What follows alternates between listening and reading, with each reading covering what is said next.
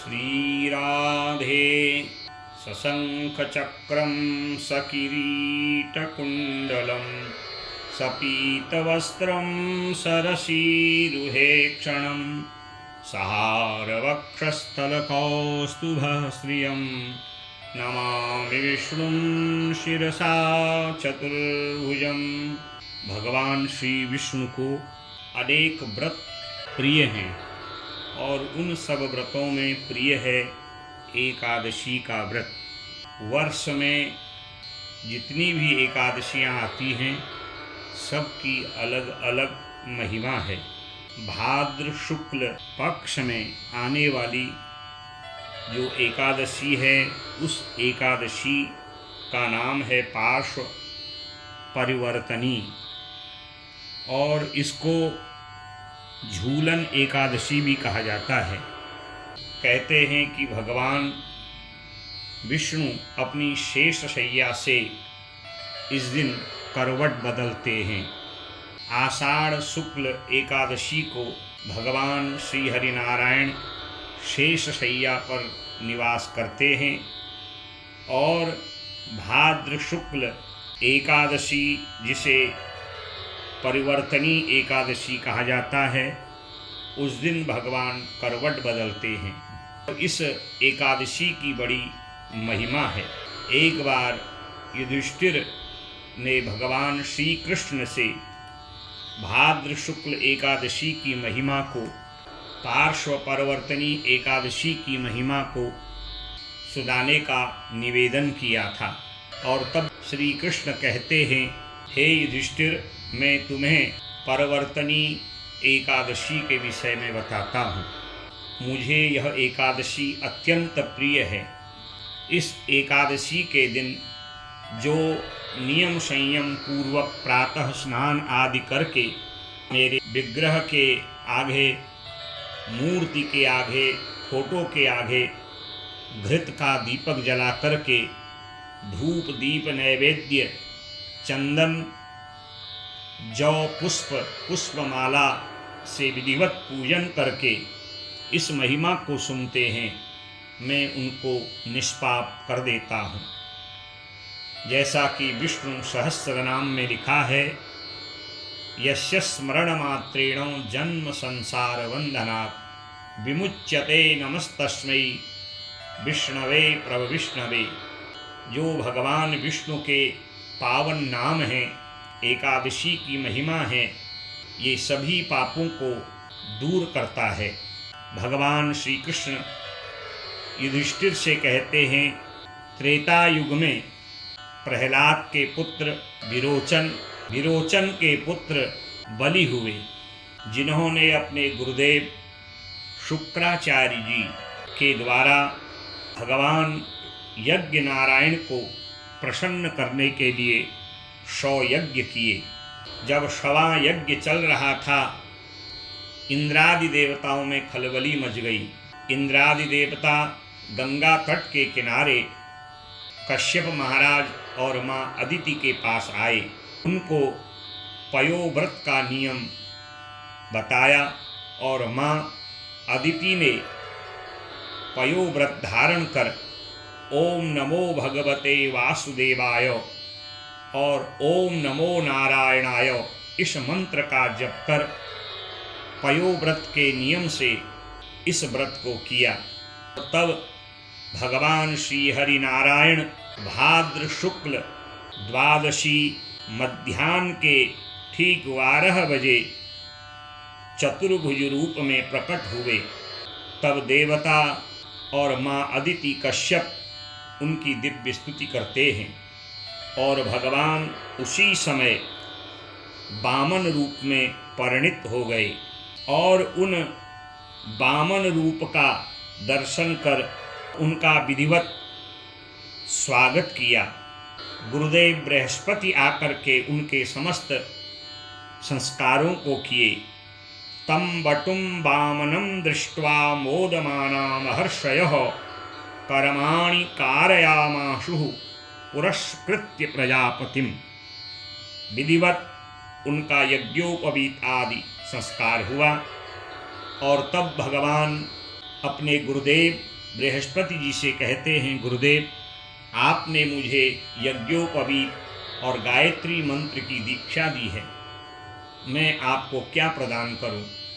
तब गुरुदेव प्रसन्न होकर के कहते हैं कि हे वामन, यदि आप मुझे कुछ देना चाहते हैं, मुझे त्रिलोकी रूपी दक्षिणा प्रदान करो। और उसी समय वामन भगवान दक्षिण दिशा की ओर, जहाँ राजा बलि 99 यज्ञ पूर्ण कर शवा यज्ञ कर रहा था, बड़े बड़े वेद पाठी विद्वान ब्राह्मणों को जो कुछ वो मांगते थे वो प्रदान करता था, उसी यज्ञशाला में भगवान वामन जब प्रवेश किए तो राजा बलि विंध्यावली पत्नी के साथ उनका स्वागत किया। स्वागतम ते नमस्तुभ्यं ब्रह्मन् किं करवामते, ब्रह्मर्षीणां तपः साक्षान् मन्ये त्वय्यर्वपुर्धरम्। अद्य नः पितरस्तृप्ता, अद्य नः पावितं कुलम्, अद्य स्विष्टः क्रतुरयं यत् भवानागतो गृहान्। बलि विंध्यावली सहित द्वार पर भगवान वामन का विधिवत स्वागत किए और दिव्य यज्ञशाला में कुशा का आसन दिया। ब्राह्मण देवता के चरण पखार करके निवेदन किया कि आपको जो कुछ चाहिए मैं आपको देने को तैयार हूँ, जो आपके मन में है आप मांगिए। यद यद वटो वांससि तत्प्रचीच्छ मे, त्वामर्थिनं विप्रसुतानुतर्कये। गा काञ्चनं गुणबद्धाममृष्टं, तथान्नपेयमुत वा विप्रकन्या। आपको घड़ा भर भर के दूध देने वाली यदि गैया चाहिए, मैं सुसज्जित गैया आपको दूंगा। यदि आपको घर चाहिए, अपना ही महल जैसा घर आपको प्रदान करूंगा। भूमि, सोना, अन्न, धन, जो कुछ भी आपको चाहिए, यहाँ तक कि यदि आपको ब्याह करने के लिए आपकी जैसी बौनी कन्या नहीं मिल रही है, मैं आपको देने को तैयार हूँ। आपको जो कुछ भी चाहिए आप निःसंकोच निवेदन करिए, मुझे आज्ञा दीजिए। राजा बलि के मनोभावों को जान करके भगवान वामन ने राजा बलि के पिता, दादा, परदादा प्रहलाद पर्यंत पूरे कुल की बड़ी दिव्य स्तुति करी और कहा, राजा बलि मुझे कुछ नहीं चाहिए, मैं एक ब्राह्मण हूँ। ब्राह्मण को 5 मुट्ठी अन्न की भिक्षा और संध्या पूजन करने के लिए 3 पग भूमि की आवश्यकता होती है। तस्मात् त्वतो महीमीषत् वृणेऽहं वरदर्शभा, पदानि 3 दैत्येन्द्र सम्मितानि पदा मम। मुझे केवल 3 पग भूमि प्रदान करो। इतना कहते ही राजा बलि कहता है, प्रभु इतने ऊंचे कुल के ब्राह्मण और आपका जैसा तेजस्वी ब्राह्मण मैंने आज तक देखा नहीं, परंतु आपको मांगना नहीं आता। यदि आप कहते हैं तो मैं तो आपको सब कुछ देने को तैयार हूँ। पदत्रयं वृणीते यो बुद्धिमान् द्विपदाशुषं, न पुमान् मामुपव्रज्य भूयो याचितुमर्हति। आपको जो कुछ भी चाहिए आप मांगिए। भगवान वामन कहते हैं, राजन मुझे केवल 3 पग भूमि चाहिए।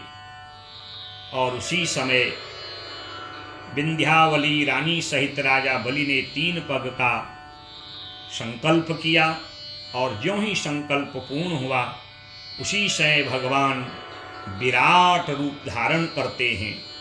सहस्रशीरेखा पुरुषः सहस्राक्षः सहस्रपात। भगवान के विराट रूप को देख करके राजा बलि भाव विभोर हो गया।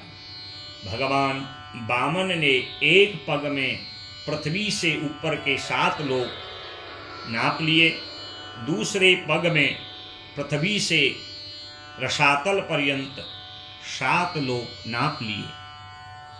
2 पग का संकल्प पूर्ण हुआ। जब तीसरा पग शेष रह गया तो बलि से भगवान वामन नारायण कहते हैं कि तुमने 3 पग दान करने का संकल्प किया था, परंतु 1 पग अभी शेष है, और यदि तुमने अपनी प्रतिज्ञा पूर्ण नहीं करी तो मैं तुझे दंड प्रदान करूंगा। उसी समय राजा बलि भगवान के दिव्य बातों को सुन के बड़ा भाव विभोर और आनंदित हो गया और कहता है, प्रभो यदि आप मुझ पर प्रसन्न हो, आप मेरे वचनों का मान रखना चाहते हो, पदम तृतीयम कुरुषि श्रृणि में निजम, तीसरा पग मेरे मस्तक पर रख करके मेरे संकल्पों को पूर्ण करें। और तब भगवान नारायण वामन ने राजा बलि के मस्तक पर अपना तीसरा पग रखा और उसको पाताल लोक भेज दिया। बलि मांग्यो वैकुंठ पदो भेज दियो पाताल। आज भगवान राजा बलि के इस दान धर्म पर बड़े प्रसन्न हुए। कहा, राजन, मैंने बड़े बड़े दानी, बड़े बड़े ज्ञानी देखे, पर तुझ जैसा सब कुछ अर्पण करने वाला मैंने आज तक नहीं देखा। आज तुझे जो कुछ भी चाहिए मैं तुझे देने के लिए तैयार हूँ। तो आज राजा बलि कहता है कि प्रभु, आज का दिन बड़ा श्रेष्ठ है। आज आपने मेरे संकल्पों को पूर्ण किया है।